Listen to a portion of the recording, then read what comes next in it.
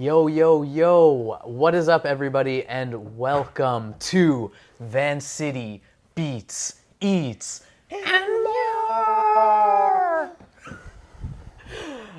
We are here today for Season 2 of the show. Shoutouts to TELUS STORYHIVE on location for extending this crucial programming, where if you are just tuning in for the first time, the intention of Vancity Beats, Eats, and More is to highlight and showcase the creative community of Vancity by interviewing people who are musicians, beat makers, artists, dancers, and people who are involved in the creative community who are investing their time and energy into the beautiful and colorful creative fabric that we get to experience here in Vancity.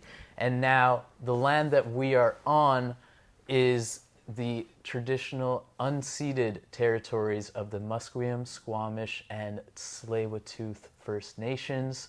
And we're very, very grateful to be here today to live on the land that they've cared for since time immemorial. Right now, I'm really, really excited because we are joined by a friend, Alex Penney, also known as Pendamental, who is a DJ who has a show at B-Side Radio called Funk Bazaar, also an interactive installation artist who's had art installations at Bass Coast Music Festival, also a music producer and audio engineer who works with a local world-class recording studio called Monarch Studios, and fresh off dropping your first full-length album last year called 2 Days in Time, featuring some amazing local collaborators. And in addition, Pendamental also works here where we are currently sitting at Lobe Studio, which is a 4-dimensional spatial sound studio. So thanks, Jamal. Thank you. I'm excited to be here. Yes. Thanks for having me. How are you feeling today? Feeling pretty good. I just got off 8 hours of spatializing some weird sounds in this space, so I'm slowly coming back to Earth. Yeah, well, and we're about to dive right into that. Can you tell us a bit about Lobe Studio? Like, when did it come about? Do you know how it came about? Yeah, so Lobe Studio is a 4D sound, spatial sound installation here in Vancouver, BC. It was started by the co-founders, Kate Delorme and Ado Van Bremen. Both of them come from kind of different multimedia backgrounds in Vancouver. Ado's been a musician for years, played in bands, including like Brastronaut, a couple others, and Kate is more into like the theater and dance world, also an audio engineer and an artist in her own right. And they both did a residency at the 4D sound warehouse in Budapest years ago, met over that or through that kind of connection, and wanted to bring something like this out west. So Lobe is the first official 4D sound studio in North America. Wow. And it's kind of started a little bit of a chain here, and other things are popping up, and we're doing some different installations in different parts of BC here. But basically that's it. It's like a world-class, cutting-edge spatial sound experiment that Vancouver's lucky enough to have here in our city. Yeah, and how did you get involved with the space? So basically, I reached out to them, said I really wanted to get involved, and I'll do anything. I'll sweep floors, I'll volunteer, whatever, just to kind of get in the door. And they were happy to have me and super gracious to open their doors to me and let me kind of get familiarized with the system and that. And that's kind of how it started. I guess personally, though, for me, I'd heard about this 4D sound group who was doing this crazy cutting-edge spatial audio stuff in Europe. I think they started in maybe 2011 or 2012. I kind of heard about them in like 2014, 2015. Had like reached out and just had a little bit of communication, but then kind of left it for 4 or 5 years. And then I heard through word of mouth here in town, through studio talk and through musicians and stuff, that this place had popped up. And that was open in January of 2020, so kind of crazy time to open a place like this. And I think I reached out in about March or April that year. And they kind of welcomed me in, but also it was a weird time where nothing could be happening in the space. Yeah. So they weren't hosting events, they weren't like having a bunch of people in, so it was kind of sitting empty for a lot of the time. So I would come in here at night and just like practice and work on the system and play with it, and that's kind of led to just like figuring out techniques and kind of getting good at using this sort of media. Yeah. Nice. Okay. And Yeah. so in terms of a 4-dimensional spatial sound studio, I mean, I'm sure that there's some of our viewers out there who are hearing about this type of venture or space for the first time. Can you explain what some of the intricacies are in terms of the way the studio is built? The biggest thing I'd say is the more you talk about it, it doesn't get that much more clear so you have to come down here. You have to come to this space and have a listen to one of the pieces that were created on this medium to really understand it. And you maybe know what I mean, because you've been in here for the pieces, and it's really kind of a vague sort of description until your ears are in here. Yeah. But I'll break it down kind of as best I can, I guess. So there are 35 speakers in this room. So there's 9 of these. I'm not sure if you can see on the film, but 9 of these omnidirectional speakers in a grid on the ceiling. Okay. 9 of the same speakers in a grid below the floor. And then Lobe has this special vibrating floor, which is one of a kind in the world. And it's 16 vibrating wooden panels, and they're called vibrotransducers. And then there's a sub. And basically, whereas in normal stereo music, you can mix left and right. And then in something like Dolby 5.1, like surround sound, you can mix left and right and back left, right, and center sort of thing. And then there's kind of iterations of this. The 4D sound thing is like a medium that allows you to mix, disregarding the speakers, in 3 dimensions and move things in those 3 dimensions. Wow. That's kind of maybe a quick explanation, but truly you have to just come in and listen to it and hear what I mean. Yeah. Yeah. I mean, I think you did a really good job explaining in words how the structure of the space is set up. And that is true. Like I'm lucky and that I've been able to come to this amazing space. By the way, it's beautiful when you come in here too. Really welcoming and warm. And for your Sunday Orbit events, which I consider like therapeutic, because it's like the end of the week, you come here, you just lay down on the ground, close your eyes, and be taken away by the sounds that are performed spontaneously and most of the time like improvised here by you and your colleagues. That's so right. Yeah. So that's one kind of type of show. A lot of the things here too are pieces that have been composed and mixed for the space, which are more like playback sessions. And like you said, people can come in and lie down and relax. I always like to think of it kind of as a sound gallery. So like an art gallery will have things on the walls or like things to look at.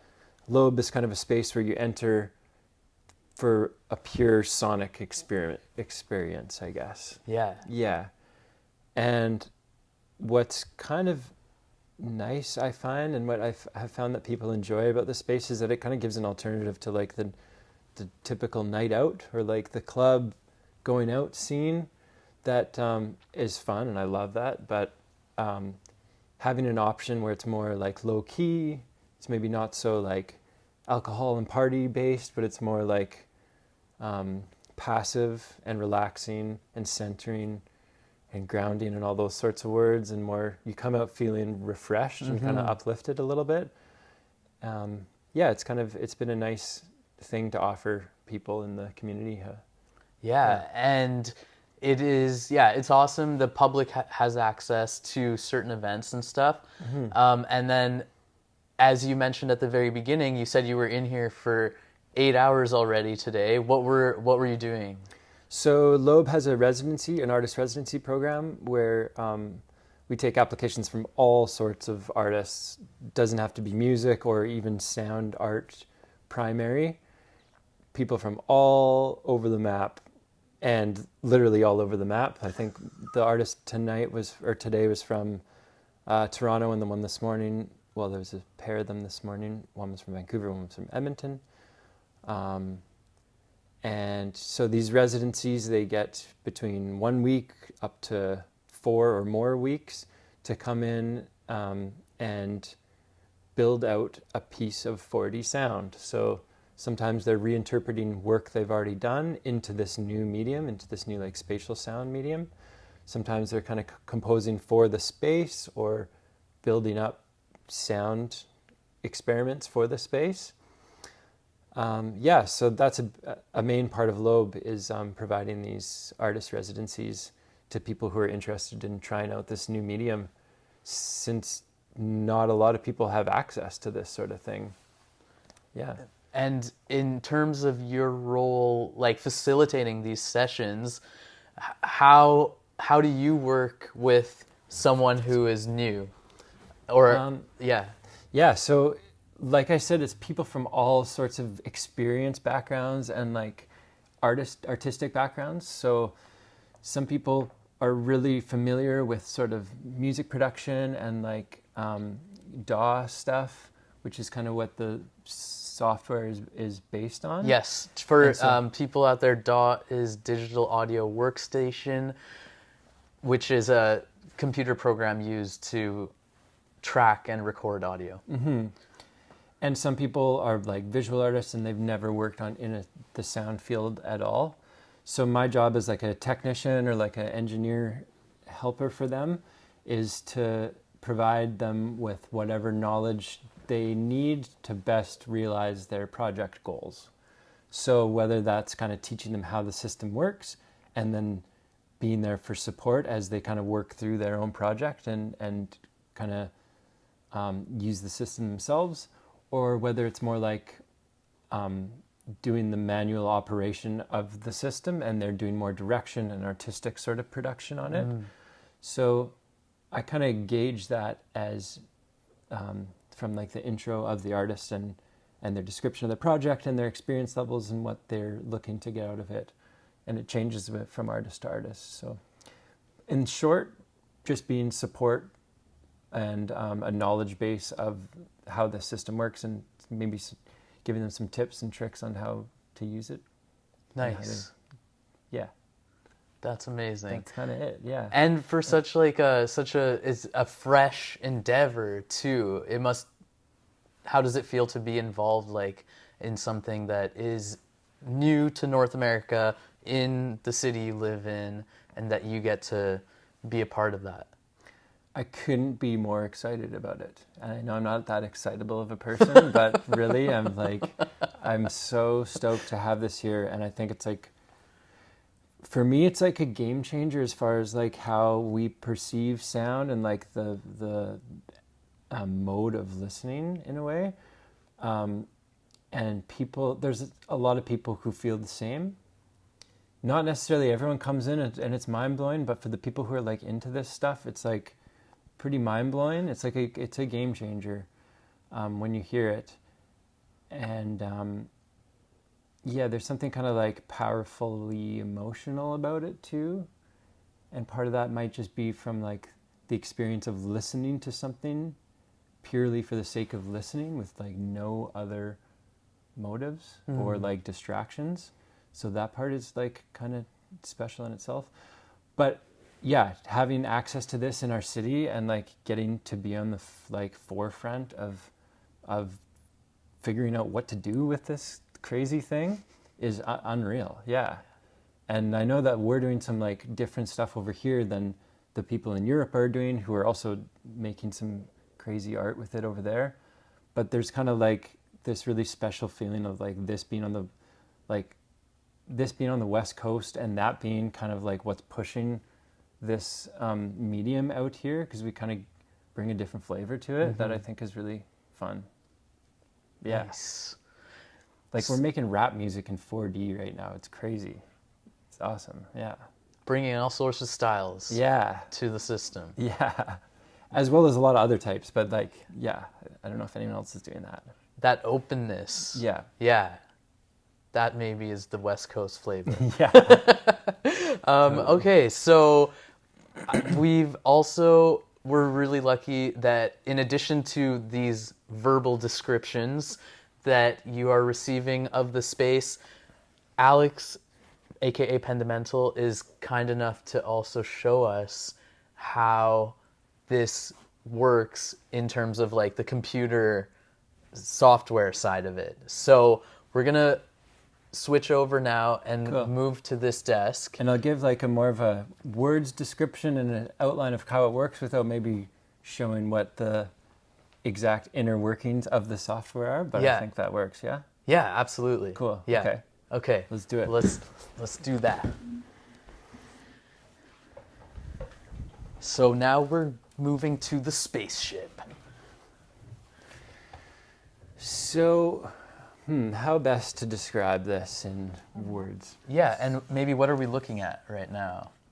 We're looking at basically a 3D diagram of our room here in Lobe with these dots, if you can see that, being the speakers in the room. There's 9 up here, 9 down here, and then 16 of these vibro transducers that we talked about. And basically, this thing in the middle, we'll keep it simple with one. We can have like a whole bunch of these things. But this thing in the middle is like a sound hologram. So it is basically, I'll send out a piece of audio to this object, we'll call it. And then you can move that object around and stuff in the room using the software. But if I play something out of it, and we can hear this in the room in 4D. You at home just have to kind of imagine what we're doing here. But I'll move it over to this corner of the room. So now the piano is in that one corner. Maybe I'll sweep it back over here. Ooh. Maybe I'll put it over this corner. So that's pretty fun. Maybe I'll put it like on a path circling around, and us in here we can kind of feel it circling. And this is like an automated version. I'll space it You're out. setting the sound on a path. Totally. And I'm sending it like a, yeah. And then also if I, maybe I'll drop it down into the floor and just crank up some of these vibrators. I mean, it's not the bassiest audio, but we should still be able to feel some effect. I can feel it under my feet. And as it kind of passes through us, right? Yeah. Yeah, so you get a little bit of that sense. And right now we can hear some like Doppler effect on it. Yeah. Which is kind of moving like closer and away. that sound of like if a siren passes you in the street, that sort of thing. So they built that in so you can get a little bit of that or go way unnatural.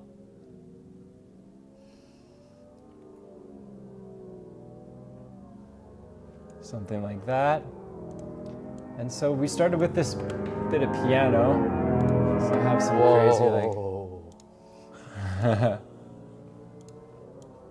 we could get a little bit of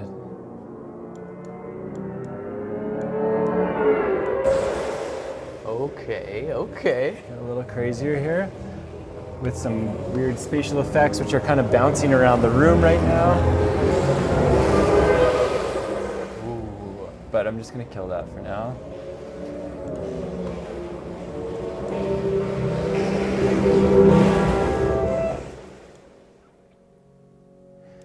Okay, so I have one piece of like stereo audio that's going through a left and right object here.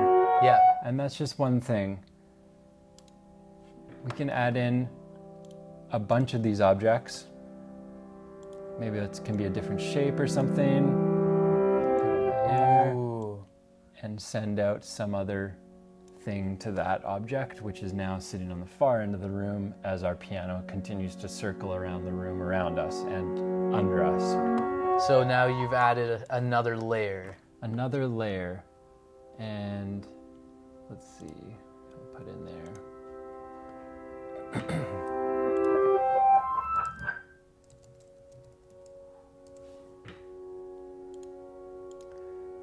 And yeah, you can stack up these layers and send, I have access to, send multiple pieces of audio to the same hologram or object over there, or the same audio out to multiple objects, I guess. And then control them to move differently? Exactly, yeah, and you kind of build up your universe over there. So a super kind of simplistic example of this. Yeah, so now we have a singing bowl kind of on the one side and this piano track still going around us there. I think people watching this could pick up on some of this spatial audio because maybe you're hearing something fainter that would represent it being further away in the space. Yeah, as far as where our mics are, yeah, that sort of thing. And not only are things able to move laterally or left to right, but they can move up and down as well, like what you're doing with the yellow hologram. Up and down, all around, be like really specifically localized in one point of the room. Yeah. Or be like super immersive and washy and really like envelop you in the room. Nice. And then you can get into like, not that you can really hear this as we have it, but we can get into some kind of more like intense sort of spatialization and like with spatial delay and stuff, so things bouncing around the room. You can kind of emulate like different spaces to be in, so you can make it sound like you're in a much smaller room than we actually are, or like a much bigger space than we actually are. And that's kind of one of like the really interesting and unique qualities about 4D sound. Wow. Yeah. And then I guess maybe just to note on like how this works in the space, and what's really cool is like you said, if you have like some subby stuff and like some really low frequencies and like washy stuff up top, you can kind of just immerse people. Like you get like enveloped in this, like in the sound. It really puts you in the sound in a way that's hard to describe until like you lie down on the floor and get it. Yeah. Yeah. You know what I'm saying? Yes. Yeah. So everybody who's out there watching, this is a space that hosts public events and that you can buy tickets for and attend by checking out their website, Lobe Studio. Lobestudio.ca. And yeah, there's like usually an event after every residency. They'll usually do like a performance or like a showcase of the work they've done through that residency. The artist in residence will do a final reveal. The final reveal. Nice. Yeah, usually it's like a Thursday or Friday or Saturday night. Yeah. And then if I'll just plug a couple local things while we're at it. Yeah, please. We're doing a series called Magic Carpet. Ooh. Which is going to be next weekend at this old carpet shop just outside of Granville Island. Okay. So Ado and Vanessa and Ian are going to be spearheading that, and it's going to be 3 nights of live performance on this like location-based 4D installation, which should be super cool and vibey. Because, yeah, it's called the Magic Carpet, and that's kind of what it is in here. You get in the carpet and you get transported to like different realms of sound. Yes. So that's one I'll put on people's radar if you're interested in checking something out. Nice. There's also some like monthly events here. Like you said, myself and Dave Biddle, aka Copyright Linda Fox, do a monthly thing called Sunday Orbit on the last Sunday of the month. Yeah. Which is pretty fun. And then we just goof around and make some weird sounds and have some fun. And it can get nice and deep, and it can get silly and irreverent, I guess. Yeah. What else? We're doing also like an on-location spatial sound festival at the end of February. Ooh, okay. Don't know how many details I can share Yeah. yet, but that's happening at Performance Works on Granville Island, February 19th to 26th. We did one last year in the same location in December, and it was a mega success. Yeah. And this year we're just beefing it up and making it better. So that's going to be fun if you're interested. And that was in terms of the last year's fest. There was the speakers from Lobe taken to this space, right? Is that what you're planning to do again? Yes, as well as I think we have 18 others that we're going to bring, and probably stack like 6 subs as well, and then some other treats. Yeah, I'll leave it at that, but it's basically like this system on steroids. Yeah. Yeah, in a bigger space and kind of a different tone. Yeah. That's amazing too, that this that what is in here can also be taken out and taken to a new environment. Totally. Yeah. So we've done that a few times, I guess, these sort of like outside location installations, including at Base Coast, which you were able to visit us there this past year. We built like a geodesic dome and hung a speaker array in there and did like an outdoor 4D sound thing at Base Coast, which is totally my like dream. So that was amazing. Yeah. Yeah. Well, thank you so much for showing us how the system works. Definitely encourage people in Vancity to check out Lobe Studio and attend an event here, because as Alex has been saying, like it's completely different. It's a completely different experience of how you experience audio, and it's different in the type of event and feeling that you go away with as well.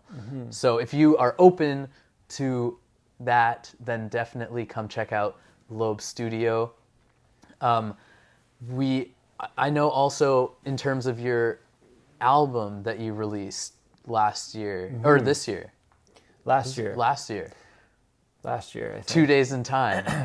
There was an event here where we were invited to come and listen to it spatialized for this space. That was released this year. Yeah, that one, so I just released that in September, like the 4D version of it, which is quite a bit different than the album itself, but it was what it was always meant to be. Yeah. Actually. Yeah. To be 4D? Yeah. Oh, wow. Yeah, it was kind of made with the intention of bringing it into this form. Okay. And how did you take it from like stereo, 2 channels, to make it work in this space? So I stemmed it out, which means like I took different parts from a song. So I'd have like kick drum as a stem, one full length like piece of audio for just the kick drum, just the snare drum, just like hi-hats, say, just the bass, whatever that was, just a guitar. So basically all the kind of elements of that song. Yep. And then I brought it in here and pulled them all apart, kind of rearranged everything, and then mixed them into a 3D setting rather than a 2D stereo setting. And really just like hammered away a lot of hours in here trying things and playing with things, and put in the time and came up with something. And the play, like you keep kind of coming back to this idea of like playing around or experimenting. Yes. Like, how important has that been to your experience in Lobe? Yeah, I think that's like maybe outside of Lobe too, like for any sort of thing. I think that is kind of like one of the most important things, to like get comfortable with something and get experience with something and get good at something, because that's the time that's when you can spend the time, is when it's just the play. And that's how you find things out, and when you're not afraid to make mistakes, and when you can try things without like being worried about consequences. Maybe that's saying the same thing. But that's when you learn, I think.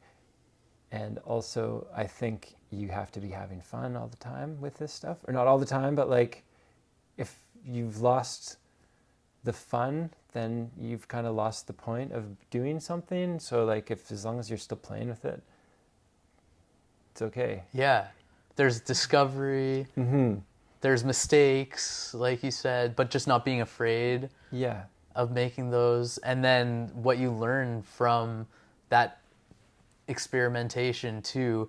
Was there anything that you learned for your album when you transferred it to 4D that you were really stoked on? Yeah, always learning different techniques and things. I think with this one, I've done a few different pieces of like conventional music translated into 4D. So like taking things that were mixed in stereo and bringing them into this medium. And it's been a battle sometimes. And I've found it hard to like keep like the cohesiveness of songs that were like made for another intention in this medium. So I think what I finally felt like I achieved a little bit with that mix was like keeping things bumping. Like it still felt like I wanted to groove a little bit through it, which felt good, I guess. And that was maybe based on just like some mix techniques and like how to keep things cohesive in such a drawn out, like wide space. I don't know if that was a very great description, but even as what you showed us on the computer program there, like there is infinite possibilities. Yeah. And you are creating your own space within this space. But that space is endless. Totally. So, and maybe I'll add something too. You told people to come check it out if you're interested, but also come like explore the residencies if you're interested in making something here. Because what I'm really stoked about is just what other people come up with. Like you said, it's infinite possibilities. I'm doing one way of doing things, and I'm like trying some things out. Other people working here are doing have totally different approaches and are making like wildly different things. Yeah. And it's so cool to see like what new people bring to the space, because there's no rules right now. You can just like, we're the ones like like making making the rules for it, I guess. yeah. No, that's not a good way to put it. Like we're the ones who are like discovering what this thing can do. Yes. And it's so cool to see what each new mind brings to that. Yes. Different perspective, different ideas, like you mentioned. Yeah. For your album, 2 Days in Time, that was in relation to your experience as like a recording and audio engineer and music producer with Monarch Studios. How long have you been working with Monarch? I've been at Monarch for almost 8 years now. Yeah, just about 8 years. First of those was like as an intern, as everyone needs to do there. And then as an engineer for the next bunch, and just the last couple of years, I guess like a senior engineer there. Yeah. But yeah, been there for a long time, and I love that place too. Yeah. And what is your role when you're wearing the hat of audio engineer? That's a good question. To get the best sounds I possibly can and the smoothest running session that's possible for the artist. That's what I'd say. Nice. What kind of artists are you working with in these spaces? A lot of different people from different worlds, I guess. I guess maybe I like to work in like more like jazz, electronic, hip hop, and like world kind of music. But we do a little bit of everything. Yeah. Right now, some artists that I'm like really excited about who I work with over there are Kofi, who you know, a local hip hop and groovy dude. Shout outs Kofi. Also, madman with the freestyle rap. Insane. Yeah. Yeah. And then another group that I got to shout out is Pilk Silk. They're some of my favorite. They're sisters, throat singing duo, who are just really awesome creatives, and I love their stuff. And yeah, maybe I'll say those two out for now. But it's a whole range of stuff that we get through there for sure. Yeah, and you're working with all these different types of bands or people who are creating different music while you're at Monarch. Every day is different. Yeah, which is what keeps it fun too, I guess. Yeah. And for your album, what did you envision for your album? I mean, I feel like for some people, their first album can have so much leading up to it, or like it's kind of like a culmination of like someone's whole life up to that point. You know, what was your vision for your first album? I definitely had like a theme to go in with. I don't think I took it as seriously as like the culmination of my life up to that point, but I'd like I came in, my idea was to like bring in some material and then gather a bunch of like my friends and people I'm close with and people I really love as artists, and just get the studio for like 2 24-hour days, live out of there, and then just jam some stuff. So basically I came in with like 8 pretty fully formed instrumentals, but with like holes and spaces and room for vocals and stuff. And then there was a group of about, I don't know, 10 or 12 of us, or yeah, maybe 12, who over the 2 days just kind of hung out, instrumentalists and a bunch of vocalists, and just kind of like threw beats at people. Maybe had given a couple people them beforehand so they could kind of like work on it, but it was mostly just like throwing stuff out, and whoever wanted a verse could like get in the booth and throw a verse down, and then would maybe like come up with a hook, and then like some like Kudo would go play some percussion over it. And yeah, it was just kind of just wanted to capture like a fun studio experience. Like I think that was the big thing for me after like having been working in a lot of different sessions and seeing a lot of the different vibes. I just wanted to have like a super fun couple days with people and then see what came out of that, and I hope that translated a little bit. Yeah. And those were the 2 days. That was the 2 days. 2 days in time. Yeah. Nice. How did you meet all of these people that you invited to collaborate with you on the album? I think a lot of them actually like musically came from like the Stew Jams, if you remember that. Oh yes, shout out Stew Jams. Shout out Stew Jams. We interviewed Larissa. Kazi interviewed Larissa in our season 1. Nice, so, one of my favorite people out there. Shout outs. Yeah, so like her and Chris and Rupert started the Stew Jams in like, I don't know, 2019 something? I think maybe a bit earlier. 2018. Nice. Holy, because it was almost done by I guess the pandemic is kind of when it maybe wrapped up. It doesn't feel that long ago, but I guess it was about 2018. And then that was like a melting pot of musicians and artists. Literally, and stuff. Yeah, a melting pot. Yeah, it was a stew. I didn't want to say no pun intended there. I just wanted to pass that by, but we'll address it. And so I'd known like a bunch of the people from before, but maybe not in like that sort of musical collaboration sense. And so some people like that, through that, someone like David Ward I've worked with in various capacities on his music. He was a feature on that.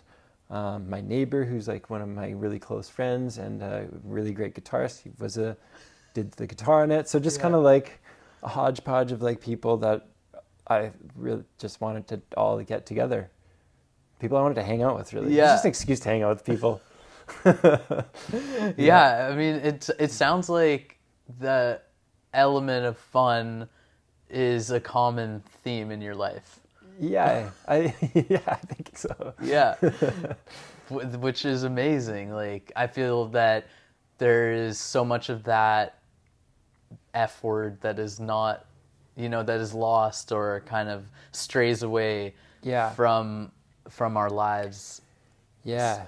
And you see that in like creative things too. Like if you get too serious, and maybe just me, because I guess like there are benefits to some people if they work a different way. But if you get too like stressed out and serious and like not enjoying the process of what you're creating, then what's the point, I think. Like, why are you doing it? Yeah. But maybe they come up with some great stuff too, and so I don't want to say don't do that, but it's not my way. Yeah. Yeah. So what would you answer to that? Why do you make music? 'Cause I don't know, it feels good. Yeah. I mean, we all like music. We're all kind of get music in this way, and I don't know. Yeah, it feels good and it's fun. Yeah. That's it. That's all it needs to be. Yeah. Yeah. Yes. I mean, What else are we gonna do here? Exactly. We did an interview a couple days ago with Beaumont Studios tenant Tien the Wizard, and Tien mentioned about that excitement, feeling excitement about something and following that. Totally, yeah. Something that kind of remotivates you, and you kind of find a new, like, you keep finding that thing as it continues to grow. Yeah. Did it start with making music for you, or because you also DJ? What was your entry into music? Well, like, I guess I played piano growing up. Maybe that was the entry. Like, going back, I guess more like family was the entry. Yeah. And I played piano growing up through like until maybe like grade 9, so like 5 to 14, like pretty intensely. And then maybe stepped away from like directly being involved with music for a number of years until I kind of started making beats and got into like Ableton stuff. And that was in my early 20s. Started playing around with that, and then took some courses in that Beat Drop out of Calgary, who you know, I think. Yeah. Were you in Shout out Calgary Beat at Drop. the time? Yeah, I was in Calgary at Oh. the time. I went to school there, and then after that, kind of was doing some different things and kind of like figuring some things out and making some beats and stuff. And then I guess I just loved that world. Like, I loved this world of music and electronic music too and stuff. And then made the move to pursue it out in Vancouver. So it kind of came, I guess, from like beat making and being interested in like making electronic music in a way. But not to say that I'm like super electronic music focused, because I love acoustic stuff and band stuff. But that was just kind of my in. That's just like what allowed me to kind of have a bit of a creative outlet, was like that form of it. And so, yeah, and then came out here and just got dipped into other things, started DJing and engineering and stuff. And yeah, I guess that's a pretty like scattered response to that. Who did you connect with when you moved out here to Vancity?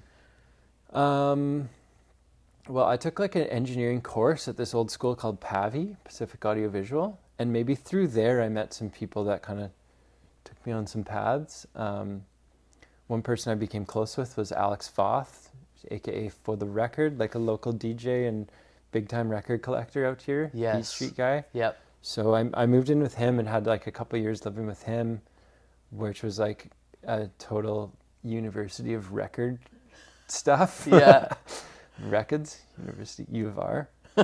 And also in that time, someone I went to school with was Sam Moffat, was like a really dope DJ, and he's part of like Naturalist, his duo to Fernie, who's makes some rad music and good DJs. So it kind of got into that world a little bit, and I don't know, like just snowballed some things. Yeah. You mentioned too that you said your family like got you into music, or was your entry. What was it like growing up with your fam? How were your parents musically involved or sharing music with you? Well, I heard like music skips a generation in a way. My grandparents were both like very musical, and they had like one set of grandparents, and they're both like players at piano, violin, trumpet, sort of thing. And my parents aren't like musical, they'd say, but they're big lovers of music. My dad would always have records playing, like would always have like, I don't know, like classic rock stuff as well as like prog rock and lots of jazz and lots of weird like out there things too. And my mom was more like Joni Mitchell and like more folk and that sort of side of things. And then my older sister is she was like a jazz pianist, and she went to Cap and kind of was really involved in the jazz world, which kind of rubbed off on me a little bit, that sort of interest. So yeah, like prog and jazz sort of thing was a big part of my upbringing. And then through like friends and people I would hang out with, like teenagers through early 20s, like hip hop was a big influence. Mm-hmm. And sample-based stuff, and as well as like electronic music. Yeah, maybe that's where those kind of roots come from. Mm-hmm. Mm-hmm. Where did you grow up? Kelowna. Okay. Born and raised K-Town, BC. Shout out to K-Town. Shout out K-Town, yeah. And then I moved to Calgary for school in 2006, lived there for like 8 years, and then moved out here for 10 years almost. Whoa. Yeah. What were some of your influences, people that inspired you, or musicians that inspired you when you were first starting to make your own music? Probably like People Under the Stairs and Tribe Called Ooh, Quest. yes. Maybe that's like the top couple for me. And then like obviously, well, not obviously, you don't know me out there. We're getting to know you. Beatles, like, Yeah. yeah. Yeah, like making stuff maybe has like some different inspirations just because like the methods I was using to make stuff. So yeah, like sample-based hip-hop for sure, and like house stuff. But influences in general in music are more maybe wide-ranging. Yeah. Like, do you have any examples? Say like Herbie Hancock and like Headhunters stuff, or like like Bob James, or more out there stuff like Bad Plus or Esborn Svensson Trio, like jazz, like definitely jazz based stuff. I like was a huge Primus fan growing up. Okay. From like age 10 to like, I mean, still am, but like 10 to 16, I was such a big Primus fan. Yeah, so like a little bit of all over the map stuff. Mm-hmm. How would you describe your style?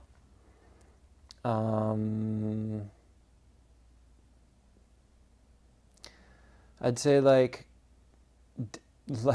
chill, down-tempo, funky based stuff.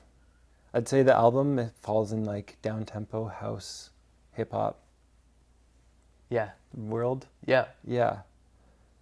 Very groovy. I wish I had a better, like, more abstract term to describe my stuff, but let's keep it genre-based. Well, I mean, I feel like there's, in terms of abstract, especially in this space, in the 4D space, you could get really abstract. Mm-hmm. But one thing I've experienced from coming here and having you facilitate sessions or being part of the sessions is that there is like a beat. Mm-hmm. Not all the time, but it usually comes back to something rooted in that. Definitely. And yes, that's like a big part of myself, especially in a place like this where like it gets real spacey and ambient and new agey sometimes, which is grand, but I always like to, I need a beat. I need to come back to just something like that you can nod your head to. Yeah. And that's just me. I don't know. Yeah. I like having a little bit of rhythm and groove to things, at least sometimes. Yeah. Yeah. What are you excited about in the Vancity music community right now? I'm excited. I think the underground scene is like about as good as I've ever seen it in Vancouver. Healthy, very healthy. It's very healthy. Yes. There's lots of venues. There's like some cool hi-fi systems around town, and like the DJ culture is awesome. And yeah, like the dance music underground party scene is awesome right now, I think. Yeah. Oh, and shout out to like the people, the younger generations coming up, because they are a big part of that. Totally. Yeah, finding venues and putting on events. Yeah, they've got the energy to do it, and Yeah. they're doing it big time. And like the scene is really friendly and like welcoming, and it seems really positive, at least from my experience right now, which is nice. Like, yeah, there's not a lot of like the exclusionary or like arrogance or attitude kind of things that you sometimes see in that culture. Mm-hmm. So I don't know. I'm pretty hopeful about it. I'm pretty inspired by this generation that's doing things right now. Yeah. How would you say the Vancity music community like supported you in your endeavors? No one supported me. I did it all myself.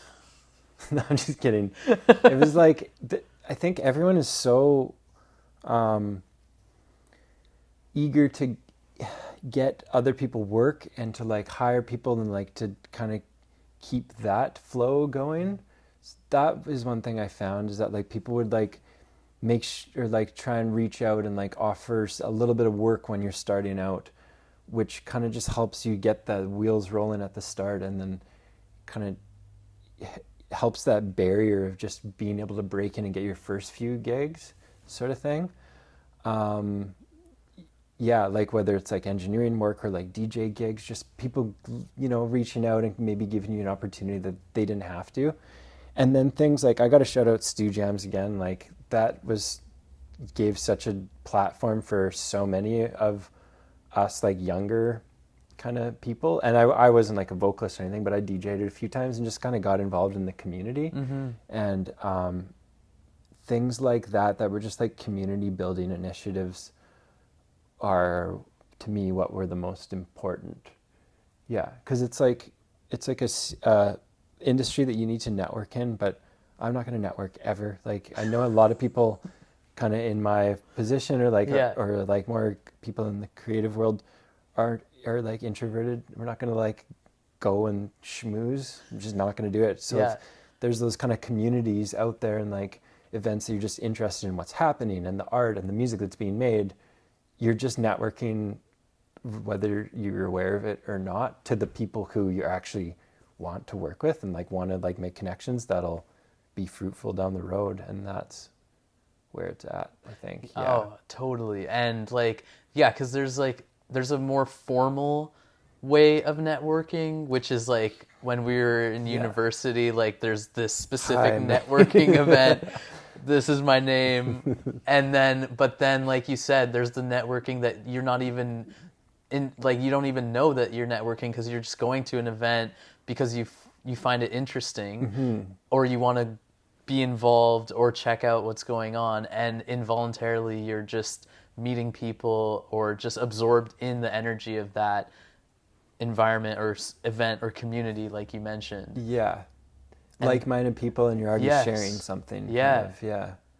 And maybe to give like a more recent example, B-Side Radio is that sort of community too. The number of people, like connections and like things that have come out of that like space for different people that I've heard from is unreal. So shout that out too. Shout out to the Monarch Studios as well. I mean, I remember when we started B-Side, before we had even launched, you had reached out to just come and practice or something. Yeah, I think we just had an afternoon with like the door open. Yeah. Hanging out. Yeah. And that was probably one of the first times you and I met or hung out. Yeah. So I can think of that. That's really cool. Yeah. We're almost about to wrap up our interview here, but I want to ask you, who are 3 Vancity artists that you are stoked about, that you support, that you want our viewers out there, shout outs to our parents and families who are watching this, that you want them to know about? Okay, well, not that these are like super out there ones, but Potato Head people, for sure. Nada, for sure. And I'm going to say Kofi, as well as like some of the collectives that Kofi's involved with, like Chaos Emblematic. Those are the three, yeah. Potato Head people is like one of my favorite bands around, and they're Vancouver based. It's unbelievable. Yeah. No, their vibrations travel all over the world. Yeah. Yeah, people know them everywhere you go. Yeah. Pretty much. Yeah. And what about Nada? I mean, I think if anyone's, and like maybe I should have picked some more like lesser heard of people to shout them out, but like I think if anyone's going to break out of the scene in the next like, and like really break in the next little while, they would be my bet. They got something there, yeah. And their live stuff is so fun. If you haven't been to an Nada show live, like that's the best, yeah. It's rad. Yeah. Yeah.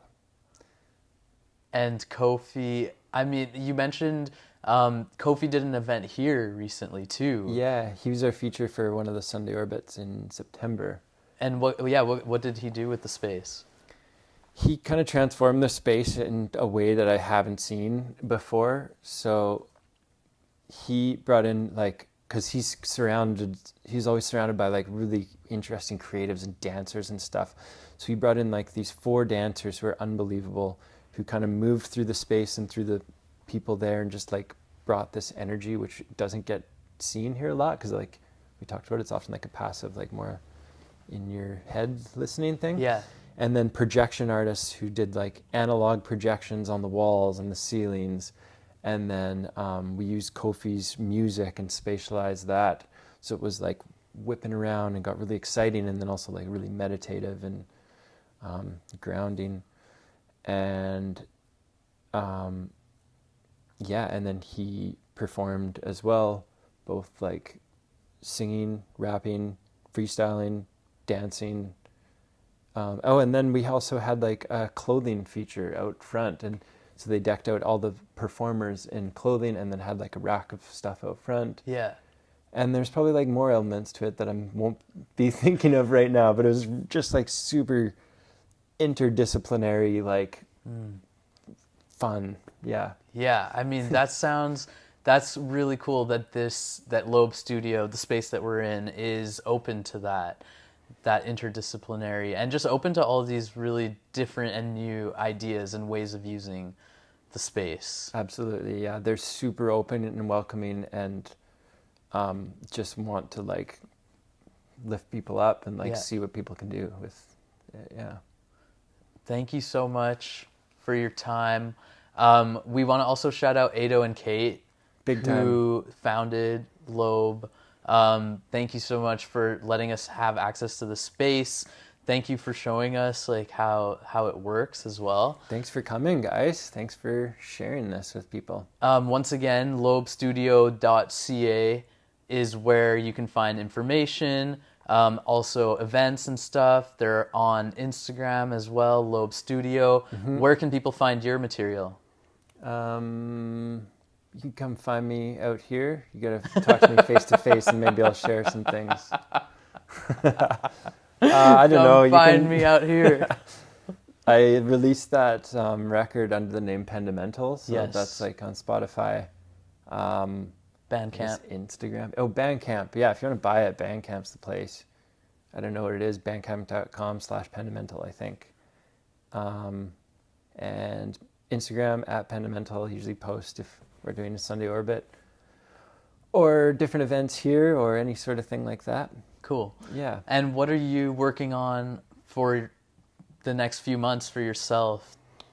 I am doing a lot of stuff for other people for the next few months. Yeah. But I'm hoping to bring something kind of new and fresh for this Spatial Sound Festival at the end of February. Because Dave and I are going to close the thing out with a big time Sunday Orbit on the Sunday of that. So I think we're just going to try and make something really special and trippy and crazy and fun for that. Okay, cool. Yeah. So keep an eye out for that festival as well. That'll probably be on the social medias and all of that. I don't want to say too soon, but I think the first round of tickets goes on sale next week in conjunction with the Magic Carpet series that Lobe is putting on. So if you're interested, get a full ticket for that because it's the best deal and it'll be fun and wild. Yes, fun. That's the theme word, yeah. of Pendamental's life and creative pursuits, which is so refreshing. Thank you so much for joining us on season Jamal. 2, yo. Thanks, Season Gazzy. 2. Thanks, Jamal. And if you're up for a magic carpet ride or just a wild ride, come check out Lobe Studio and open your mind to what you can hear in this 4-dimensional spatial sound studio. Check out Pendamental online as well, or just find them on the streets of Vancity and ask them face to face what you want to know. My name is Jamal. We got Kazi behind the cam, and we've been joined by Mr. Alex Penney, Pendamental, and we're here at Lobe Studio in East Van. Represent. Thank you so much for tuning in. Season 2, Episode 4 of Vancity Beats, Eats, And